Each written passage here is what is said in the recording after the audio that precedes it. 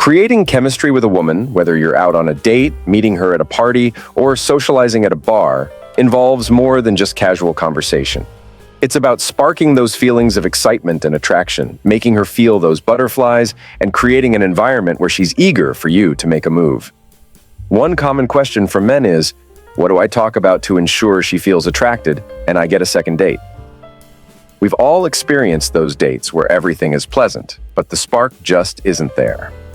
Many believe chemistry is some magical elusive force, but in reality, a significant portion of it, about 75%, stems from what you say and how you say it. The delivery is crucial. The first key concept is understanding the chemistry equation and recognizing that, as a man, you play a vital role in creating it. Chemistry is that vibe you get when everything flows effortlessly between you and a woman, almost like there's an electric charge in the air. As the man, it's your responsibility to guide her towards that vibe. True chemistry occurs when you're fully embracing your masculine role, and she's comfortably in her feminine role. Often, men tend to mirror the woman's actions, waiting for her to make the first move or give signals before responding in kind. However, masculinity requires you to lead. You can't just hope for chemistry to magically appear. You have to actively create it. When men take the lead, being the first to flirt, opening up first, it sets the tone for the interaction. If the woman has to initiate or steer the conversation, she steps into a masculine role, which makes it difficult for her to feel that spark of chemistry. So, the first principle is to take on that masculine role confidently. Now, what should you talk about? Leading doesn't mean just steering the conversation aimlessly. There are 3 core elements to what I call the chemistry equation. Let's dive into what these elements are and how you can effectively use them to create a connection. Before I mention these elements, I'd love to point out for this whole process to work you. Each element I'm about to share has to constantly be in flux. I'll explain what I mean as we go on. The secret to creating chemistry with a woman lies in mastering 3 key elements: fun, connection, and intimacy. These elements are essential in transforming a simple interaction into a memorable and attractive experience. Fun is the first element. It's not about being a stand-up comedian, but about creating an enjoyable and lighthearted atmosphere. Imagine those moments when you're both holding back smiles, talking through grins, and sharing a mutual, visible enjoyment of the conversation. It's the difference between a lively, engaging exchange and a mundane, interview-style chat about jobs or routines. Connection comes next. This isn't about surface-level commonalities like shared vacation spots or favorite bands. Real connection involves sharing emotional experiences and stories. It's about opening up and getting her to open up, creating a sense of emotional intimacy that goes beyond the superficial. Intimacy is the third element. Intimacy means engaging in conversations that go beyond what you discuss with friends or colleagues. These are the moments in the conversation that feel exclusive to 2 people who are attracted to each other. It includes those slightly edgy, flirtatious comments that create a sense of closeness and mutual interest. A common mistake men make is focusing too much on one of these elements while neglecting the others. Some men excel at making a woman laugh, leading to a fun and playful interaction. However, if they fail to establish a connection or introduce intimacy, the woman might leave without feeling a deeper attraction, and the chance for a second date diminishes. On the flip side, some men are great at connecting emotionally, having deep conversations where both parties open up. But without the fun or intimate elements, these interactions can land them in the friend zone. She sees him as a nice guy, but not necessarily as someone she's attracted to. Lastly, those who focus solely on intimacy might succeed in creating sexual tension, but fail to establish a fun or emotional connection, making it difficult to sustain her interest beyond the initial interaction. To truly create chemistry, you must balance all 3 elements. Be the one to lead the conversation into fun, meaningful, and intimate territories. This blend ensures she feels a well-rounded attraction towards you, making her excited for future interactions. Let's go through each of these so I can show you what it looks like, sounds like, and means. Fun is that playful conversation, teasing her, or messing with her. For example, if you're talking to a girl and say, "Oh, where's your mom?" And she replies, "Oh, my mom just got out of jail and we had to go pick her up." And you respond with, "Are you serious?" And she says, "No, I'm just messing with you." Messing with her is fun. These are the kinds of things you do even with your friends. That's why I say that fun can look good on the outside. But if you don't mix these other things in, It could just be a friendly thing you do because we have fun with our friends. Playfulness and teasing are all fun. When you're playfully teasing her or playing silly games with her, like thumb wrestling and saying, "I'm the world champion thumb wrestler," that's going to be fun. These elements of the conversation need to be there. When we get into connection is sharing an emotional experience. The way I like to explain it is it doesn't matter what you're talking about, it matters what experience is happening. If she can relate to it, even if she's never had that experience, then you're connecting.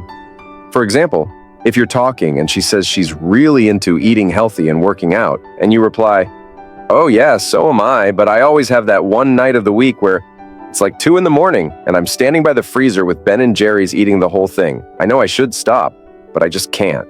I'm just picturing someone watching me with the spoon guzzling it into my mouth." You're sharing an emotional experience. Even if she's never been there, she can relate to it. It's not about relating over topics like, "Oh, you were in Italy. I've been there too. I really liked it. Oh yeah, me too." That's not sharing an emotional experience. Sharing an emotional experience could be something like, "Oh, man, the first time I went to Italy, it was crazy because you know how you build something up in your head and think it's going to be so amazing. And then you get there and it's rainy and people are mean." That's an emotional experience. Even if she's never been to Italy, she can relate to that. You always want to tell things she can relate to on an emotional level, not things she can just say, "Oh yeah, me too." It's not about both liking the same TV shows. It's about sharing emotional experiences. Now, the third thing you have to weave into this conversation is intimacy. Intimacy is where you express interest, show her that this is not a platonic conversation, and do things that bring physical intimacy and sexuality to the conversation. You're bringing a little edginess to the conversation. Examples include complimenting her in a way you wouldn't compliment your friend's girlfriend, like saying, "That perfume you're wearing is really driving me crazy. I can't even think right now. I keep smelling it and it's driving me crazy." That's something you wouldn't say to a girl you weren't attracted to. It could also be a cheeky teasing thing. Like, if she's making fun of you and you say, "Hey, if you keep that up, I'm going to have to spank you." You wouldn't say that to your boss or to a female boss. It's inappropriate. But in the context of an intimate conversation, you might say something like that. Intimacy is also when you consciously slow down the vibe, get closer to her, be more conscious of touching her hand as you talk, and hold eye contact a little longer. That's you bringing intimacy into the conversation. As I mentioned earlier, the important thing to remember is that as the man, you are responsible and should always be leading. You're always leading because you bring intimacy into it, right? When you're on a date and you make a comment, you don't just continue bombarding her with intimate, edgy comments. You then go back to a little bit more connection or a little bit more fun. You're moving her around, but you want to be conscious of it. So, how are you going to be conscious of this? This is the meat of this video. I want to show you something that I recommend to my clients, something that will make your life easier. The way you want to look at it is you have the fun bucket, the connection bucket, and the intimacy bucket. When guys struggle with this, some guys can just talk naturally and know how to do this, while other guys' minds go blank, or they get in front of the girl and can't think. They get stuck in boring interview mode and don't know how to do this. A trick that I teach guys is to prep yourself with things that fit into these buckets. For example, teasing a girl is fun. So what I'll do and what I tell clients is to think of different things you can tease a woman on and come up with some lines you can use. An example of a fun one is if a girl says something kind of nerdy, I might say, "You spent a lot of time in the library, didn't you?" You come up with banter lines and a handful of these things. You also think about what you're going to tease a woman on. You want to tease women on things that won't offend them. Never tease her on her looks, weight, or career choice. Tease her on the way she's acting. For instance, if she's acting naive, bossy, or like a dumb blonde, you might say something like, "Oh, you're secretly a blonde, aren't you?" When it comes to connection, you want to have things that you can connect with. For example, childhood stories are great for connection. When I was single and going on a lot of dates, I used to weave in stories about my sleepaway camp. It was a traumatic experience at the time, but now I can laugh about it and tell it in a funny way. Stories about your first job or what you wanted to be when you grew up are other examples. I tell guys to think about the stories they're good at telling and get a good response and bring those into the conversation. Intimacy is about expressing interest and bringing physical intimacy and sexuality into the conversation. For example, I have a painting story about my worst job ever, where I tell about painting a woman's closet and finding her sex toys. This story brings sexuality into the conversation. Another example is a line from my friend Johnson, who would say, "I could tell your last boyfriend didn't spank you enough." These lines bring an edge to the conversation and change the dynamic. You have these three buckets, but one of the most important things is transitions. As the man responsible for leading, you have to transition.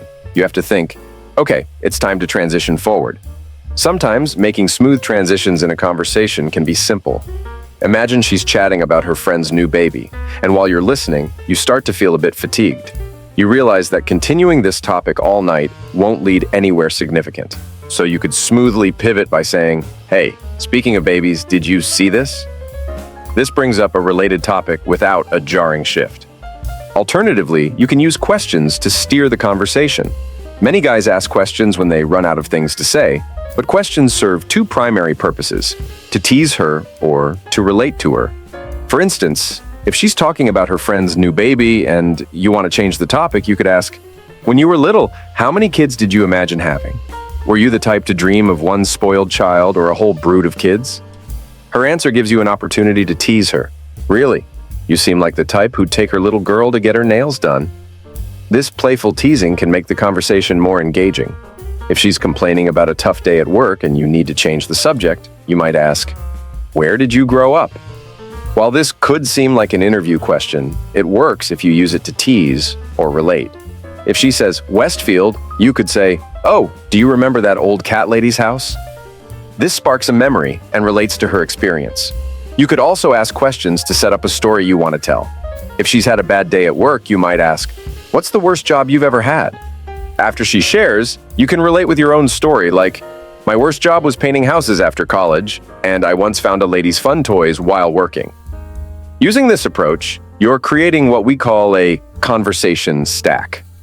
This method helps guide the conversation from the opening minute to deeper engagement.